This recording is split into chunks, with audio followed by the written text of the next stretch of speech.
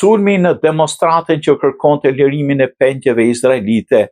ishte i pari për shoqatën. Demonstruesit e Run for Their Lives kanë organizuar ngjarje globale që nga viti 2023 duke i bërë thirrje Hamasit liroj pengjet izraelite, por organizatorët thanë se marshimi në Boulder, Colorado, ku 2 persona u plagosën me një sulme me zjarr, ishte i pari në cilin ata janë përballur me dhunë. Grupi po përfundonte demonstratën e tyre javore të dielën në një qendër tregtare të mbushur me njerëz dhe këmbësor, ku një burr me flak kedhës të improvisuar bërtiti lironi Palestinën dhe hodhi kokteje Molotov me zjarr në turm, thanë autoritetet. Pak dihet me njëherë për 12 viktimat e plagosura në sulm dhe askush nuk ishte gati të fliste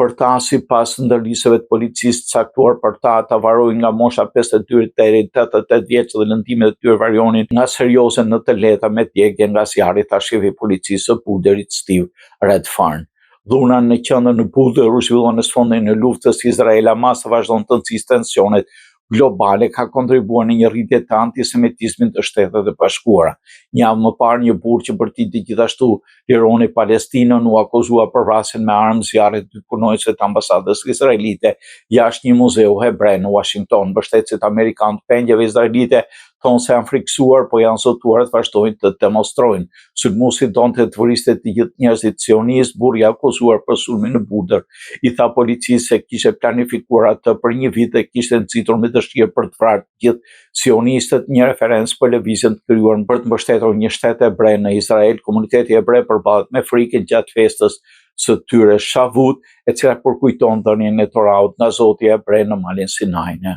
Egjipt.